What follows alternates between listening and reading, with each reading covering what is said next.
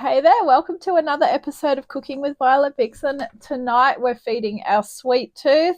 It's been a long week and it's time to eat lots of sugar. So we are cooking, well, technically we're not cooking. It's called no bake cherry coconut slice. So it's pretty much just slice, dice, mix, prepare, melt and into a bowl, into the fridge and cut it and eat it. So this is what we need. We are doing it in 2 steps. The first step is the slice. Then it goes in the fridge for 1 hour. Then we're going to come back and we're going to do this to put on top. Then it goes in the fridge for another hour. So there's a little bit of a delay, but we're not cooking it in the oven. So it's good in a way. All right, so we're going to need, I'm toasting the flaked almonds as we speak. They're nearly ready. Just very lightly in a little frying pan. We also need a small saucepan with a stirring spoon. And then we need a slice pan, which we're going to grease and line with baking paper, a bowl, a stirring stick, and a food processor. I think that's everything. Come on in and I'll show you the ingredients.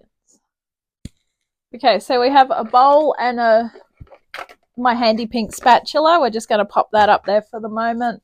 Food processor, slice pan, which I've greased and lined.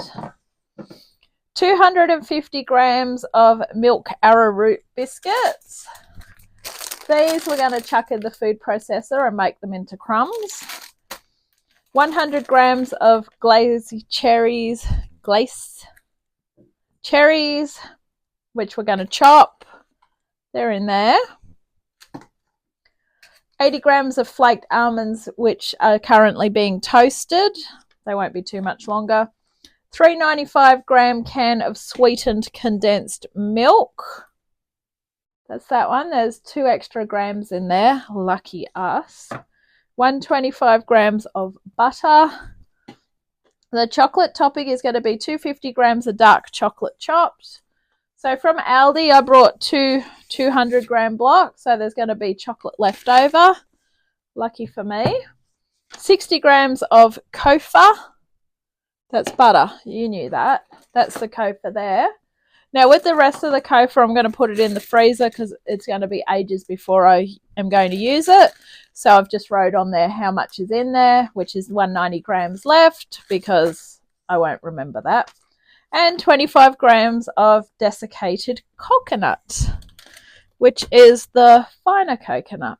So there is 2 different coconuts in it, but it is called no bake cherry coconut slice. So you would hope that there was coconut in it, right? Okay, so now that you know what we've got, we're going to get it to the first stage, which is the slice going in the fridge. We're going to have a 1 hour break and then we're going to come back and we're going to do the topping. So with your food processor, I don't know what size food processor you've got. Another way to do it is to actually pop them in a bag and use a rolling pin to break them. Or if you want to be smart, drive over them in the car, but don't do that because they'll be really smashed then. All right, so I'm going to put a few in, pop the lid on, and then once they're smashed, I'll put the other ones in. Oh, that wasn't very clever. You got to put the lid on first.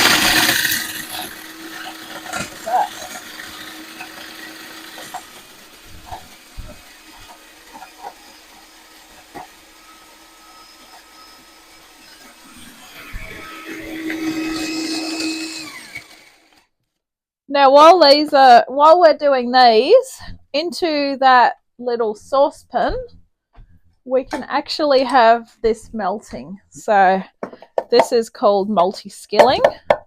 So we've got 125 grams of butter and the condensed milk.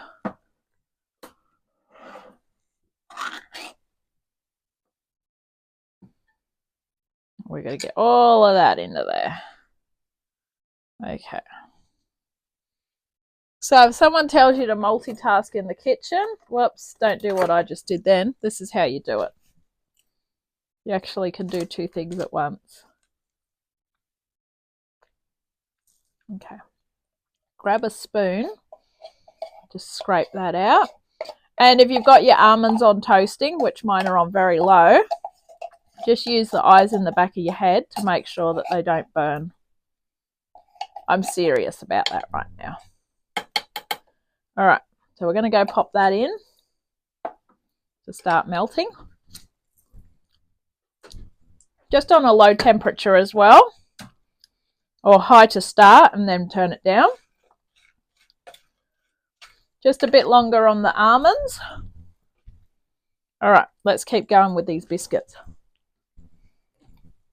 This is a very messy dessert, but normally good ingredients are messy anyway.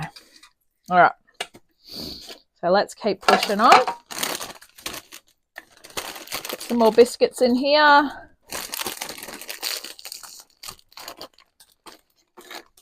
So technically, if you go shopping and you know how you sometimes drop a bag or your biscuits get crushed and you want to cry because you're really upset about it, in this case, you wouldn't mind.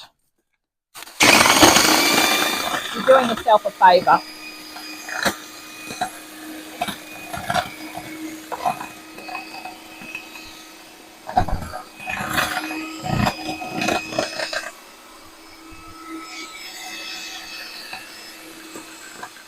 So because I have a very small food processor, to create a bit more room, what I'll actually do, lift out what isn't processed. Now you don't need them really finely crushed either, so this is probably a bit overboard. I guess you want a bit of a biscuit crumb to it. All right. Would have been smarter for me to have just done it that way. Duh. All right.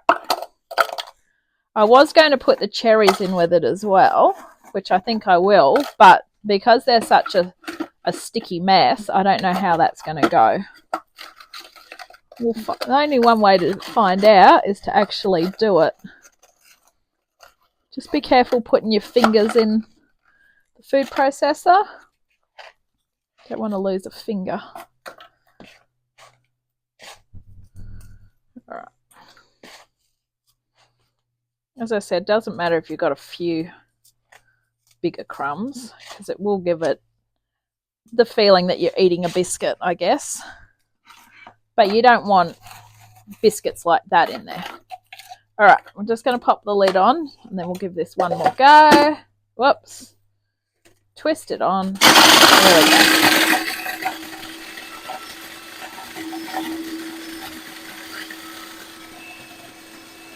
Then we're going to get ready to put the cherries in.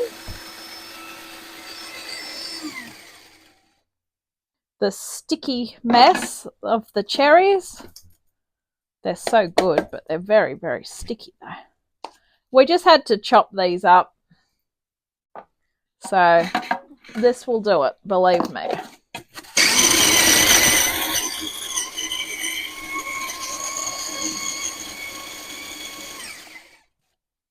All right, I think I'd leave it at that. We have some chopped cherries and we have some biscuits. Beautiful. All right. So what else is going in here, we ask? Just going to go and check on the other ingredients. They're fine. Okay, so also into here we've got crushed biscuits, cherries, almonds, which I'm going to bring over, and the shredded coconut. That's that one, that's shredded. Oh, look at that. Yum.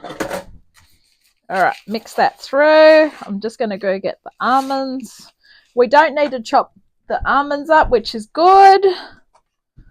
So we're just going to stir these through as well. They're toasted enough. We don't want to super burn them. I think it's just to take some of the bitterness away from them or something. I don't really know why we're toasting them, to be honest.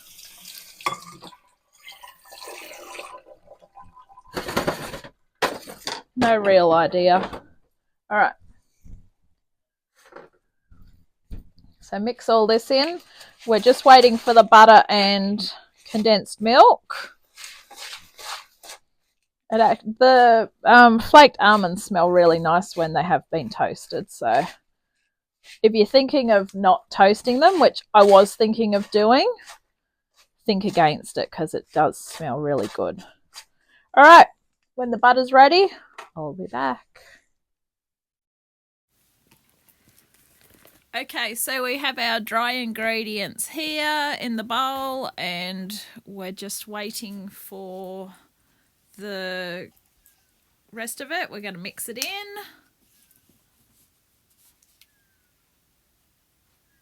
Here it is, our butter and condensed milk.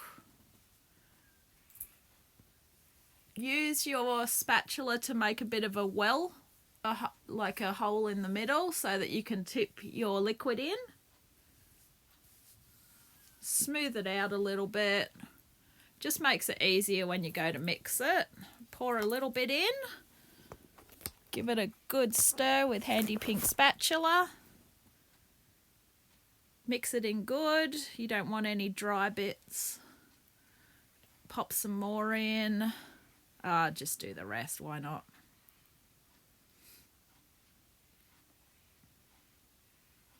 Beautiful. Now, while we're waiting, this is how we're going to do the topping afterwards. We're going to use the double burner method. This needs to sit on top of that pan with some simmering water. And make sure you use a metal spoon. Never use wood or plastic, as it can seize the chocolate. Get this all mixed in.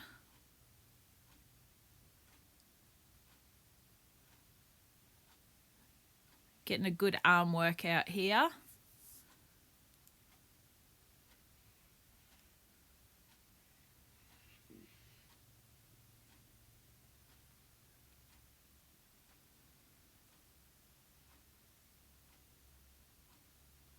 Okay, nearly ready.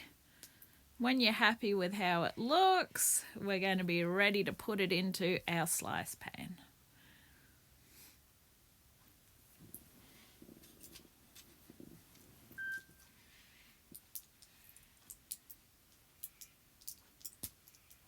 One final mix for luck.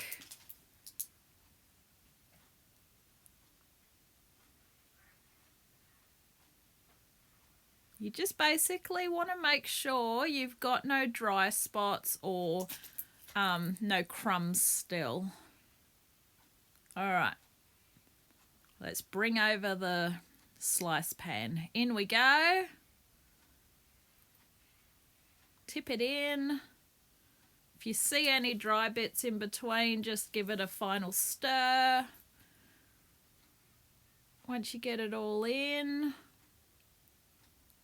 just flatten it out nicely. Get your spatula. It's a nice easy one to spread, this one. Sometimes they're very hard to spread, but this one's really good for spreading. There we go, nice and smooth.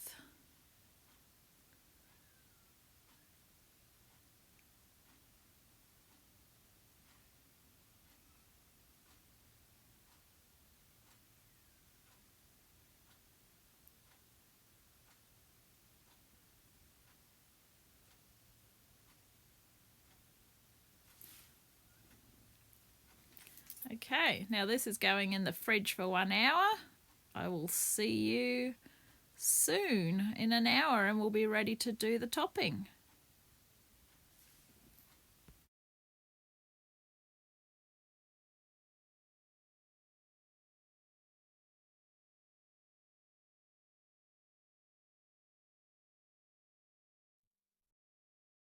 Okay, so our buzzer's gone off, so it's time to get the Kofa and dark chocolate on. I have had it on a very low temperature, bubbling away, or not bubbling away.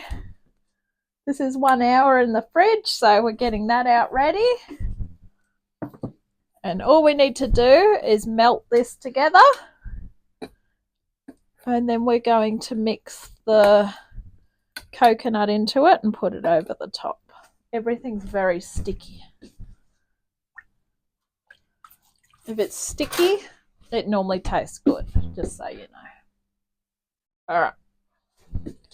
So I've had it on a very low heat just to sort of try and keep it, or start it off, I should say, because this is what you do when you've got an hour. You try and make it easier for yourself. The kofa is going to be the thing that's going to take the longest to melt. As you can see, the chocolate's doing its thing. That's just sat there going, I'll do it when I'm ready.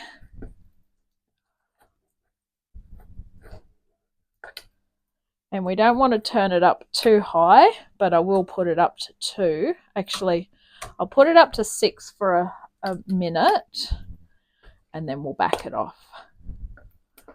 All right, so this is how we do this. Okay. Once that's melted, I will be back. Okay, so when all that kofa and chocolate has melted, remove it from the heat, switch it off, and we're going to take it over to the other side of the kitchen and put the desiccated coconut in. So let's go. Yum, chocolate. Lots of chocolate. All right, so in goes this. Now what I'm going to try and do is actually break it up, although it won't matter too much. So in goes that. Stir it about.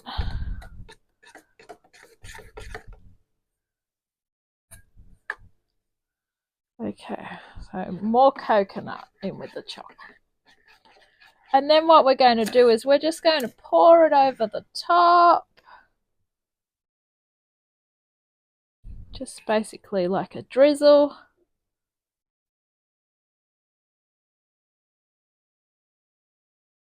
Oh, it actually isn't going to drizzle. It will go like a proper frosting, and it will set, because that's what the kofa does. All right, into the fridge for another hour, overnight if you can. And once it's done, cut it into 15 squares and enjoy. Thank you for watching this episode of Cooking with Violet Vixen. I will catch you on the next adventure.